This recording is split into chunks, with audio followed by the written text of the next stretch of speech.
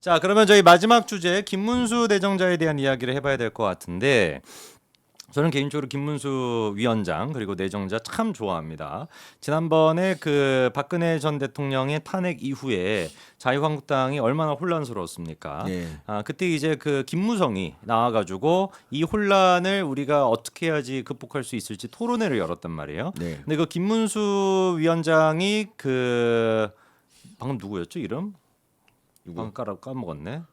방금 지금 누구 얘기했죠? 배변? 아니 이거 말고. 김무성 갑자기 이름을 갑자기 까먹었네. 김무성 면전에다가 대고 이런 얘기를 했었습니다. 저희 그래서 그 과거의 역사적인 영상 한번처럼 다시 한번 보시죠. 저희 그 마지막에서 두 번째 거 틀어주시면 됩니다, 피디님. 네, 그 김문수의 우리 자유한국당 정신이 빠졌어요. 나라가 지금 빨갱이한테 다 넘겨주고 우리가 해서 탄핵해서 넘겨준 거 아닙니까? 솔직히 말씀.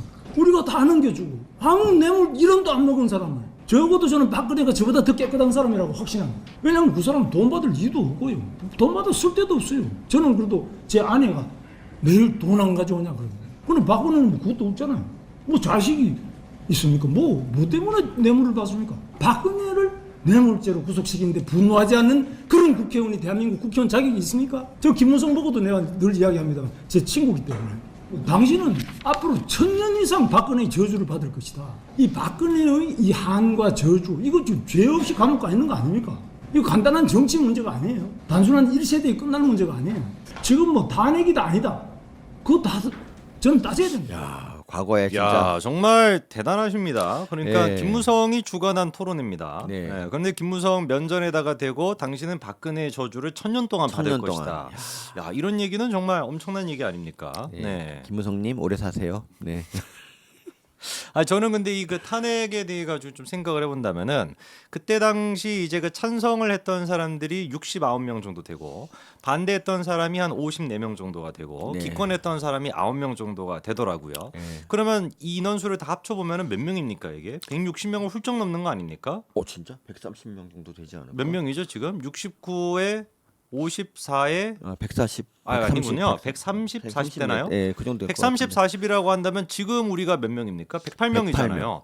생각해 보면은 108명이었고 그때는 130명, 140명이라고 한다면은 충분히 진짜 우리가 똘똘 뭉쳐가지고 아니 박근혜 전 대통령이 뇌물 한 푼 받은 거 없다. 라는 식으로 우리가 잘 이걸 밀어붙였으면은 분명히 그 전국을 막아낼 수도 있었을 거거든요.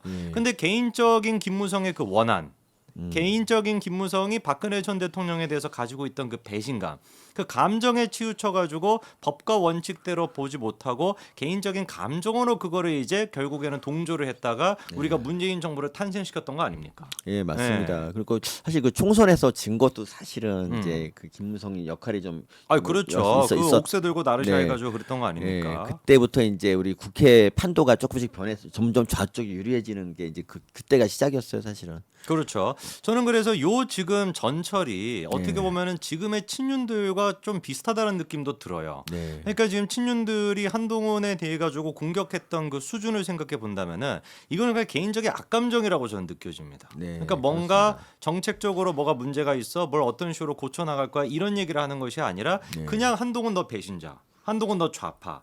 어떻게 윤석열을 배신할 수 이런 어떤 그 감정적인 차원으로 접근하다 보니까 네. 이게 만약에 지금도 사실 보면은 정전식 정책위 의장이 결국에는 사임을 하긴 했지만 사퇴를 했지만 끝까지 또 여우는 남겨놓지 않습니까? 나는 유임해야 된다라는 거에 100% 동의한다. 이런 얘기하면서 사퇴하는 게 어디 있어요? 그러니까. 그리고 또 그 윤석열 대통령과 한동훈 대표가 단독 그 회담을 했었을 때 네. 그때 같은 경우는 윤석열 대통령이 한동훈 당신 사람으로 채워라라고 얘기해놓고 그날 저녁에 정진석이랑 맞아. 세 명 만났을 때는 뭐라고 했다라는 거예요? 정점식 그냥 유임하는 게 좋을 것 같다 이렇게 얘기했다는 거 아닙니까? 네.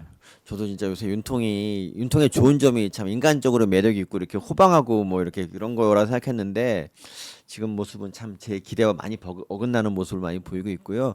그리고 그 윤통의 지시를 뭐 받아서 그러는지 그 친윤 쪽 사람들도 행태가 너무 좀스럽습니다. 그래서 조금 많이 아쉬운데 어쨌든 그 와중에 우리 김문수 이분이 옛날에 뭐 전설적인 노동 운동 가셨고 그렇죠. 근데 운동권이기도 했고요. 근데 그분 그렇게 운동했던 사람 중에 많은 사람이 이렇게 타락해 갖고 뭐 임종석 같은 애들이 이제 이제 문재인 뭐 이런 사람이 됐지만 이분은 아직도 젊고 여전히 사회에 대해서 옳음을 얘기하고 있어요. 그래서 정말 존경받을 분이라고 생각합니다. 네. 그래서 김문수 위원장이 지금 김무성 면전에다가 저런 얘기를 했는데 네. 당시 김문수의 그 얘기에 대한 김무성의 반응도 한번 좀 아, 그런 것도 보시죠. 있어요? 네, 영상 한번 틀어주시죠.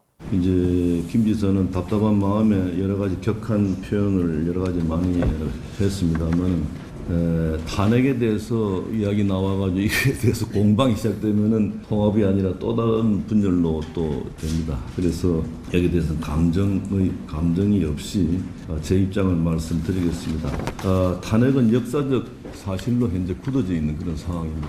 당시 우리 당 국회의원 중에 탄핵에 찬성한 사람이 62명이고 탄핵에 반대한 의원이 57명이고 또 탄핵에 기권한 사람이 9명입니다. 탄핵에서 정권이 넘어갔다라고 아까 이야기를 했고 탄핵에서 문제를 불러왔다 하는 지적은 잘못된 지적이라는 점을 제 의견을 말씀드립니다. 이 비극의 시작은 지난 총선에서 도저히 질 수 없는 선거를 우리 스스로가 자처해서 졌다는 거기서부터 시작된 일입니다. 불과 20여일 정도의 공천 파동을 보고 국민들의 마음이 돌아서가지고 그 상황에서 최순실 사태가 터졌습니다. 최순실 사태는 분명히 잘못된 것입니다. 바로 최순실 사태가 터지는 그날 차기 권력은 문재인으로 넘어간 그런 날이다 하는 점을 제가 지적을 하고 오늘 연사를 좀 잘못 선택한 것 같습니다.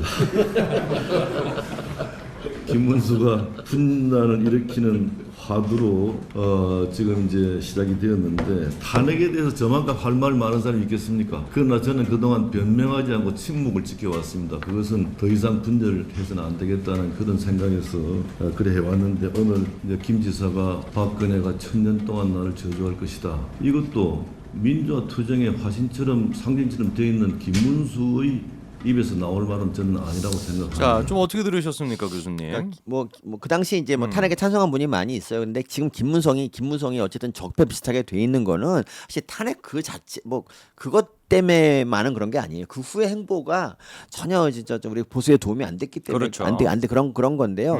야, 저는 그리고 면전에서 그런 말 들으면 좀 자기도 좀 부끄러운 게 있고 좀 반성할 게 예를 들면 총선 패배 책임에 자기는 자유롭냐? 사실 그렇지 않은데 그냥 뭐 계속 반박만 하면서 뭐 연사를 잘못했겠다고 하는 거는 좀 문제가 있죠. 그렇습니다. 우리 김문수 위원장 같은 경우는 네. 지난번에 이재명과 윤석열 대통령의 영수회담 이후에 굉장히 좀 뼈 있는 말씀을 또 하셨었죠. 네, 네. 윤석열 대통령이 가장 먼저 만나야 될 사람은 이재명이 아니고 한동훈이다. 이런 얘기를 또 하셨습니다. 그러니까 이런 게 사심 네. 없이 정말 옳고 그름만 그렇죠. 판단해서 하시는 말씀이니까 더 새겨드려야 되는 말이죠. 진짜 이런 사실 어른이 필요합니다. 보수에. 윤석열 대통령도 김문수 위원장에 대해서 굉장히 신뢰가 있는 것 같거든요. 그러니까 뭐. 노동위원장도 맡겼던 것이고 이번에 이제 장관까지도 내정을 한 것인데 네. 당시 이제 그 김 위원장이 했던 얘기가 그래요. 왜 도대체 우리가 총선에서 졌냐? 선거를 전혀 모르시는 분들이 선거를 했기 때문이다. 법과 정치는 다르다라는 사실을 몰랐기 때문이다. 대통령은 정치인이어야 하고 이런 의미에서 윤석열 대통령은 법치와 법률가가 아닌 최고의 정치인이 되어야 한다. 근데 정치인이 되어야 한다라는 게 이재명 같은 사람과 손을 잡고 이런 걸 얘기하는 게 아니라 국민의힘은 덧셈 정치를 해야 된다라는 거예요. 근데 뺄셈 정치를 하고 있다. 윤석열 대통령이 가장 먼저 만나야 되는 사람은 이재명이 아니라 한동훈이다. 그러니까 덧셈 정치라고 하는 의미가 정확하게 이게 확 들어오는 거 아닙니까? 근데 네. 그 이후에도 지금 보고 있으면은 전당대회 기간 동안에 국민의힘이 했던 거는 뺄셈 정치였거든요. 네. 그러니까요. 정말 그러니까 이런 어른의 말은 좀 대통령이 좀 새겨 들으면 좋겠습니다. 진짜 이분이 진짜 뭐 욕심이 있겠습니까? 그냥 그럼요. 이분은 정말 충심으로 하는 말이고요. 그리고 소리가 끊긴다 그러는데 이건 뭐 여긴 아니구나. 예. 소리가 끊긴다고 막 그러더라고. 예. 알겠습니다. 뭐 어쨌든 그렇습니다. 예. 소리가 뭐 끊기나요? 이 영상이 그랬다는 거겠지 설마? 우리 얘기 끊기는 건 아니죠? 아니 제가 보기엔 아마 그 버퍼링이 있으셨던 거 아닌가? 예. 버퍼링이 좀 버퍼링이 심했다고. 심했다. 알겠습니다. 네. 만약에 문재인 정권 때 누군가가 연설문을 써줬다, 뭐 이랬으면 아마 이렇게 탄핵하지 않았을 겁니다. 좌파들은 절대 그렇게 안 하고 오히려 돈도 안 받고 해줬으면 개꿀 아니냐, 뭐 충신 아니냐 이렇게 오히려 찬양을 했겠죠. 뭐 그런 점이 있다. 그렇습니다.